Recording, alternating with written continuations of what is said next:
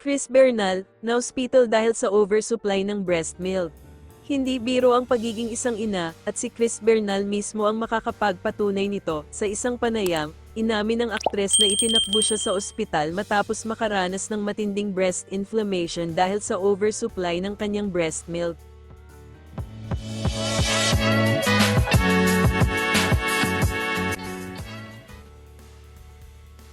Oversupply ng breast milk, blessing o challenge. Bagamat ang karamihan sa mga bagong ina ay pinuproblema ang kakulangan ng gatas, may ilan namang gaya ni Chris na dumaranas ng oversupply, at hindi ito laging magandang balita.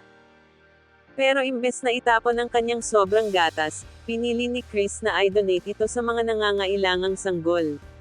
Engorgement, paninigas at pananakit ng dibdib. Kapag hindi na ilalabas ang sobrang gatas, maaari itong maging sanhi ng matinding pamamaga.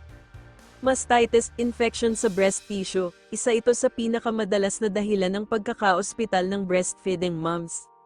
Overactive letdown, kapag sobrang dami ng gatas, minsan ay nahihirapan ang baby sa pagdidi dahil sa mabilis at malakas na daloy nito.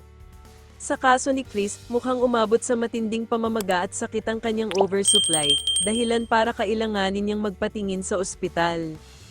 Chris Bernal, from pain to purpose. Pero kahit dumaan sa matinding pagsubok, ginamit ni Chris ang kanyang sitwasyon upang makatulong sa iba. Idinonate niya ang kanyang sobrang breast milk sa halip na masayang, na ibigay ito sa mga premature babies o mga inang hirap sa milk production. Ibinahagi niya ang kanyang experience upang magbigay ng awareness sa kanyang panayam. Ipinaliwanag niya na normal lang ang mga challenges ng breastfeeding, at mahalaga ang tamang kaalaman upang maiwasan ang complications. Inspirasyon sa mga nanay. Sa kanyang ginawa, maraming nanay ang na-inspire kay Chris. Ang kanyang kwento ay patunay na ang pagiging ina ay puno ng sakripisyo, pero may paraan para gawing positibo ang bawat hamon. Ikaw, ano ang masasabi mo sa kwento ni Chris Bernal? Blessing nga ba ang oversupply ng breast milk, o isa itong malaking challenge?